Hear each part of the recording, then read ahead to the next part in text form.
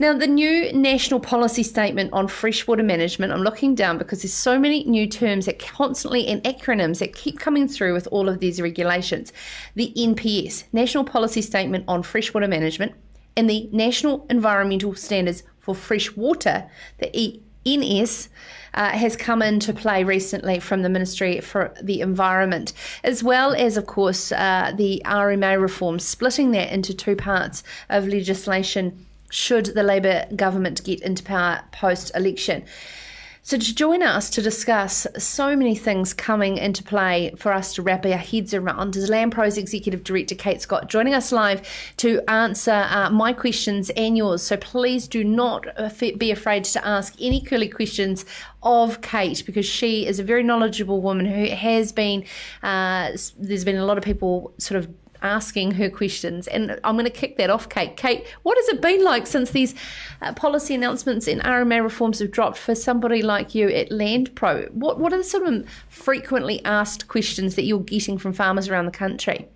Yeah, look, evening, Sarah, and thanks for having me along. Look, it's one of those times where so much information's dropping out on our desk and we're all scrambling to read it and understand it and interpret it, and we have a lot of questions as experts. And the challenge that a lot of farmers and growers have is they read this and they see big acronyms and words and they don't understand what it means. So I guess we spend a lot of our time trying to translate the technical things into a non-technical way to help understand what that might mean. But most people, look, my phone, to be honest, hasn't probably stopped ringing since these dropped, a week or so ago. But the sort of questions that people are wanting to know are things like, I've bought a farm. What does this mean? Do I need to get some more consents? When am I going to have them by? Are they consents that I can prepare by myself by filling a form in, or do I need to pay a consultant to help me? Trying to understand what it means. And it's that, again, that next step in the process of, okay, we're told we've got some new regulations coming. How do we actually start to action that so we can keep making decisions on farm? Because as you know, and as I know, changes within farm systems are very hard to implement at very short notice. It takes time for us to gear up for that change. And it's interesting, they've gone and dropped it, coming in mandatory in September. This is the same government that did it with a 6-week consultation, same time during calving and lambing last year as well. Their timing is pretty poor for trying to explain things. Yeah, look, I think it is a pretty busy time on farm at the moment, and I think that doesn't probably help stress levels when people have got day-to-day things that are front of mind and still worried at the back end what this might mean. Having said that, yes, it does commence from the 3rd of September this year, but it is important to note that not all of those aspects commence from that very day. There are some phasing in for some parts of the NES regulations in particular. So some of them will come to start from, for example, in the nitrogen cap rules from the 1st of July 2021. So it's not hitting everyone on day one as well, which as a practitioner, we are quite thankful for, because ourselves and alongside other industry bodies and the likes of regional councils, we're having to, understand what it's telling us, how it's going to be interpreted, and therefore how is it to be implemented. So there's still a lot of work going on in the back end to actually get those things lined up before we can start helping, farmers and growers to navigate that. Yeah, and as you said, there's a lot of acronyms and new terminology that constantly changes, and one that we're so familiar with is farm environment plans, something that particularly where I'm based here in Canterbury have regionally got their head around, but nationally this is becoming a thing, now called the freshwater farm plans. What exactly does that mean for each and every landowner across New Zealand? Yeah, I agree with you. We just get used to calling them farm environment plans and then farm environmental management plans, and now we're calling them, FWFP, so freshwater farm plans. And look, the new NES brings in the need for freshwater farm plans as a mandatory requirement, but those plans aren't required immediately. So there's going to be the detail developed over the next 12 months around what are the detailed requirements of those plans? What's the process that people have to go through to have those either, certified initially and then in time audited?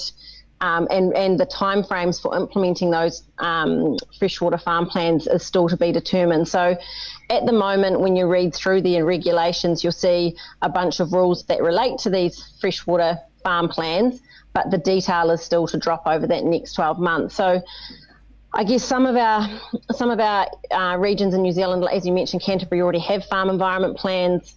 It's also mandatory in Southland these days under their water and land plan for a number of farms to operate under farm plans. So I think, we're going to have to continue to operate under that framework for now. And certainly early conversation was focused on the fact that people who are already operating under a plan shouldn't have to make, wholesale changes or throw them out to start again under this new framework. But over the next 12 months, hopefully there'll be that opportunity for consultation with industry and with, practitioners around, well, what does that actually look like? And I think for me, the detail lies in what does certification mean versus auditing? And obviously auditing is well known in places like Canterbury where your farm plans are already audited. But, for me personally, I'm struggling to understand the concept of why does it need to be certified if it's then going to be audited. So I have some questions like that I'm yet to satisfy.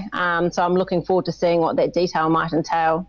It's very hard to ask farmers and landowners to be able to want to be able to move forward on something if people like yourself, Kate, are struggling with the detail. This is the thing, a nitrogen cap of 190 kilograms of nitrogen per hectare per year. I'm generally asking that as a constant question to all types of my friends in different types of land uses. Will this affect you? Will this affect you? And every single place is so uniquely different in how they farm. Again, how are they going to monitor and audit this particular part as well when an import versus output system? Yeah, look, I think that's an interesting point. And I've been talking to lots of farmers recently, and, many of them have signalled that they think they will be able to farm under that limit. So, a lot of them weren't, overly stressed out about that per se, especially because what's come into the regulation says that limit doesn't apply for growing your fodder crops. So it's just for your pastoral farmland. So I think that's, a happy medium perhaps around the fact that you can continue to grow your crops. But the reporting requirements, which are due to kick in 31 July 2022, they're going to be quite stringent and quite detailed for dairy farmers because they're the ones that are going to have to report those things, including, rates of application, where you applied it, all those sorts of details that, are just going to mean the need to implement better systems to capture that information so that it can be accurately reported. And look, I have no doubt that there will either be lots of smart people out there like the young woman you spoke to tonight, creating apps to help people to collect this data. There's going to be people out there trying to assist farmers to meet that compliance need.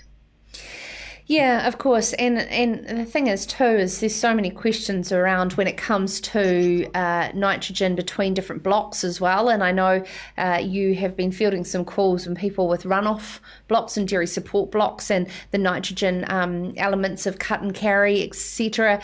Down in Southland particularly, where you've been just today, what are some of those real deep concerns that are not able to change within that 12-month period to July 2021? Yeah, look, I haven't been getting into the nutrient budgeting side of things because I'm not a nutrient budgeting expert, but coming back to that question that I'm fielding a lot of is, for example, in Southland, a lot of farmers have been thinking about, this longer term picture of, farm systems and how do we manage that. And I've got a number of people who have been looking at the scenario of, I want to buy a block for runoff purposes where I can graze my dairy heifers, perhaps winter my own cows and become, a little bit more, a self-contained unit, so to speak. And I guess the types of questions are coming is, I've found a farm that I'd like to buy. It's a sheep farm. Can I buy it under these changes and these regulations? And those are some of the challenging questions that we're having to answer. And look, I think for some of those people, in some of those locations, it's going to be really difficult to be able to effectively convert that block from a sheep property, as an example, to a dairy support property. And under the NES, they're going to need a consent for that. But when you when you delve into the detail, it says that, councils shall only grant consent provided you're not increasing the contaminant load in the catchment. And often, not always, but often, if you're changing from sheep, which usually have a lower nutrient loss than, say, dairy support, then your ability to actually change that land and meet that requirement of not increasing the contaminant load might be, a whole lot more difficult than it was pre-NES. So those are the sorts of challenges that farmers are going to have to navigate around, well, how do we actually make farm system change to meet that need around wanting to be self-sustained, or self-supporting for the farm system. What about the genuine concern in the high country and extensive farming, whereby stock exclusion is now one of their biggest fears, and stock water management, where they're now having to fence off far more than what we thought was possible in May? Yeah, look, that's when you have a look at the fencing requirements. For example, the immediate stock that need to be excluded are your dairy cattle and your pigs. And look, and as you know, in the high country, sometimes we have issues with feral pigs. So, that would be interesting. I presume from having read, through the various bits of legislation that, that's intended to capture farmed pigs rather than feral pigs. But, the other sorts of things when we look at beef cattle and deer on low slope terrain, they're going to have to be fenced out by, I think off the top of my head, 2023 and 2025 respectively. So, there is going to be added cost for everyone to meet that. I think, within the dairy sector, most farmers there, have already gone a very long way to fencing off their waterways. So it's likely to probably be less of an impact for them because they're familiar with that. Whereas, our sheep and beef and deer farmers perhaps haven't had to face those changes prior to now. Mm-hmm. And I do want to lastly ask you around Judith Collins' quite bold comments coming out saying she'd throw the RMA reforms that Minister David Parker has suggested onto a bonfire come election. Are they really that bad? Because it seems like everybody has been quite behind a restructuring of an old, outdated piece of legislation. What's your take on it? Yeah, look, I haven't read the full 585-page report of it, but I have read the summary document, and I think, the work that's gone into that review certainly appears to be incredibly thorough. And I think some of the recommendations, for example, they talk about the fact that I think we have, 79 odd councils throughout New Zealand, so that means 75 different plans or sets of plans. And one of the recommendations is, should we be bringing together a one plan document for each region, kind of like the Auckland Super City plan is. And those sorts of recommendations are potentially really helpful recommendations because, do we really need to spend all this time and resource on creating all this duplication within sometimes relatively small regions? So there are some really good recommendations within there. One of the interesting things when I did my Nuffield was I had that opportunity to have a look at a range of different legislative systems, and as a practitioner of the RMA, it's really easy to get a little bit, down on it all the time as being terrible and it gives you a big headache all the time. But having looked at other systems, fundamentally its underlying philosophy of this effects-based planning regime, I think, still actually has a whole lot of merit. And I guess my question is sometimes, is it the legislation that's wrong? Yes, some of it's outdated, and the fact that it's had so many amendments makes it clunky. I agree with that. But fundamentally, should we be shifting away from this effects-based planning regime when it seems to be working? It's the implementation and how we actually operate it that perhaps might be the challenge. It's this fact that it's open to interpretation so many different ways that can create the uncertainty and the cost and the timeliness of progressing through the process. Okay, I could continue to talk to you for quite some time, but I just want to finish on the fact that we started about Jim Sinners, who was on the show yesterday from Our Land and Water, and made a lot of sense about a more holistic approach rather than a stick to every individual landowner under a blanket rule of farm environment plans. If we're to go to blanket plans as opposed to individual people's situations, then what happens, and how do we find that balance between both? Look, I think, to his point yesterday, we're starting to see some really fantastic work at a catchment level.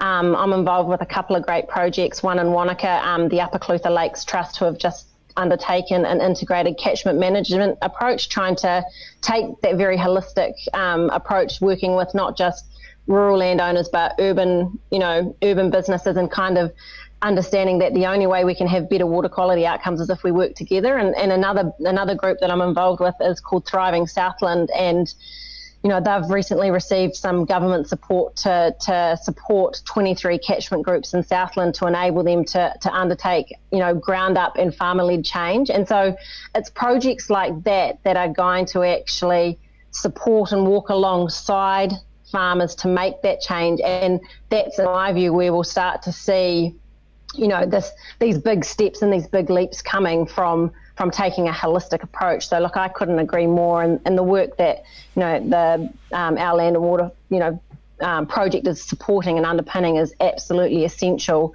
to supporting that change and making sure that the science that we're getting is going to actually deliver really great outcomes. So I think we need to see more of that science working alongside and interfacing with farmers. Oh, I'm not going to be apologetic for running late and over on my 1 hour show, because it doesn't matter, because everything that you say and bring to the table, Kate Scott from Landpro, is of course super valuable in a very challenging time.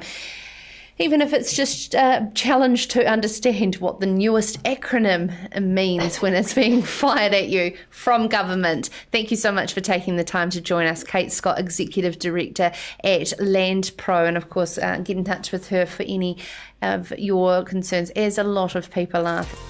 This is Sarah's Country.